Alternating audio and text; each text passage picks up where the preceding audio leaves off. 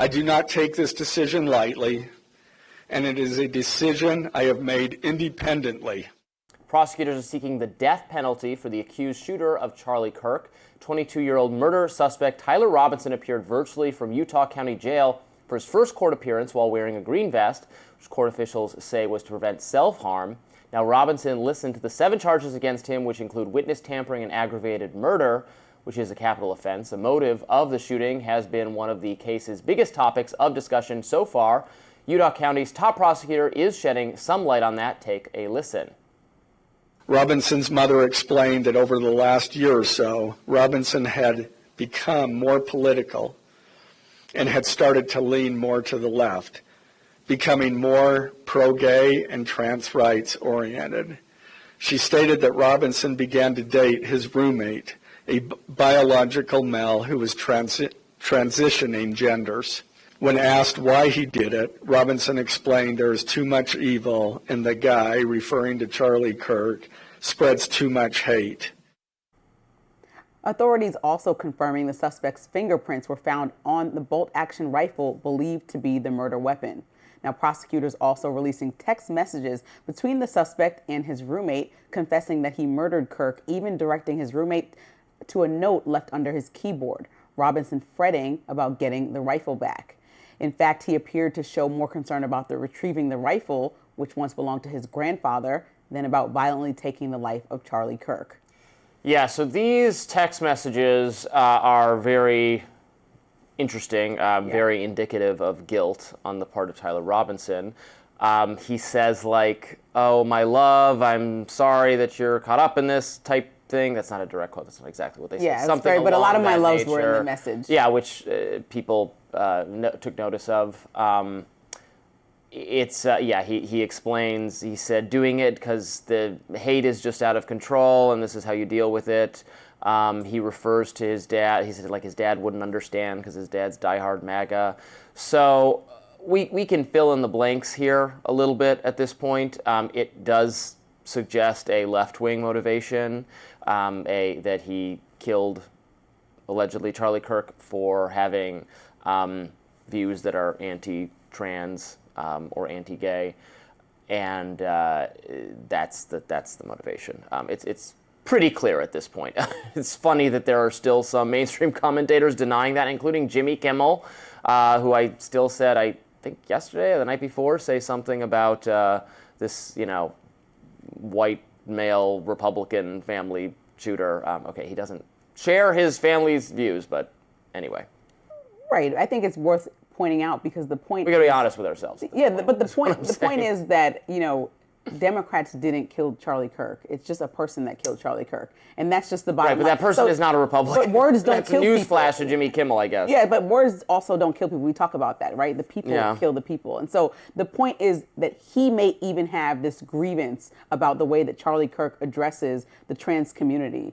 But he himself is not of the trans community. And so a lot of the dialogue, even prior to the shooting happening around the trans community because of the school shooting, was that we should perhaps take away the Second Amendment rights of the trans community. Mm-hmm. And so by opening up this dialogue, to me, the conversation could take a quickly wrong turn about punishing a community that's not even involved in this shooting. A man decided to defend the honor of a community. Well, he's doing it right. Yeah, he did it on behalf of the trans But no one community. asked him to do that, right? So, like, if you go do something on behalf of the black community, you still do not represent the black community as much as you're my brother, Rob. You know what I mean? Like, you still don't. That's just the bottom line. So that's what I mean. And I want to make sure that these arguments don't start to get conflated so that we're punishing a group that already feels extremely marginalized on behalf of somebody who just decided to be some martyr in his mind that nobody asked him to be. Because even the boyfriend or his partner was surprised and confused, like, is this really you? 20 question marks. So as we're seeing these text messages come in, you understand that it's not the trans person that felt this deeply involved in the grievances.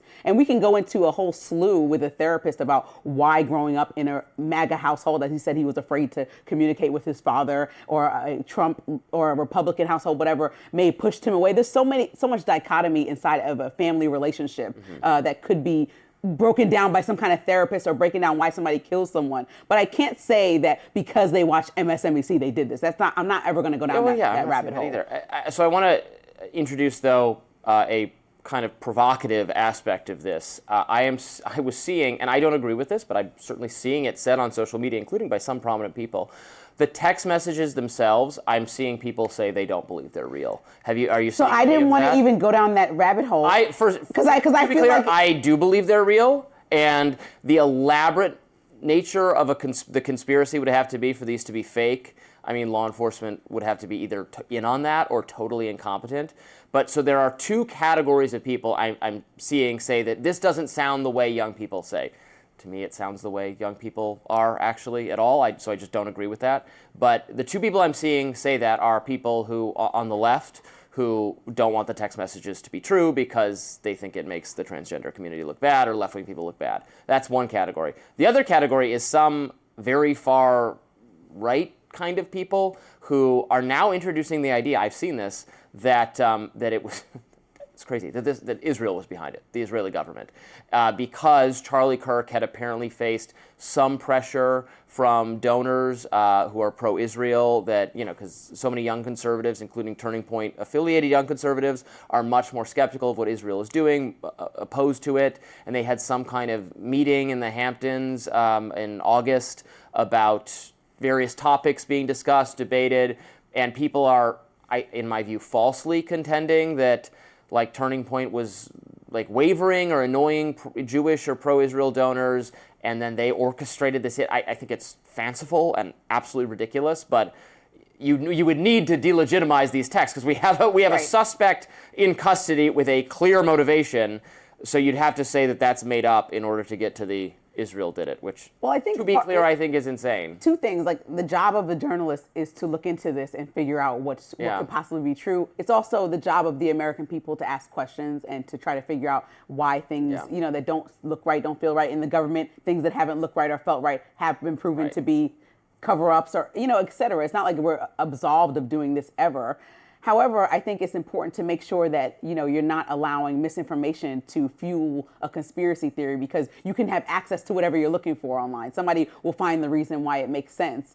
To me, I was just looking at it and wondering when we see these things happen in the past, like people write manifestos or commit any killings, we'll see somebody in a group that has cultivated this mindset for a long time of where they've been indoctrinated in some people's minds and have dialogue about what they may or may not do. And you can kind of see the pattern. You'll see families say, oh yeah, I saw him doing some of these things. You usually don't see somebody whose partner is completely blindsided and then they write out in a speech kind of step by step, well, I left the gun, because I was reading it, like where it was left. Why? Oh, you saw me writing on the bullets or doing whatever he did to write his messages on the bullets. That's why I was doing this. Like, it's so broken down that it's almost like, okay, mystery completely solved so simply that he just told on himself in text message. Like, that's exactly why people are falling. Right, so that's why it's a reasonable question to ask about, wait, explain this to me, the text messages.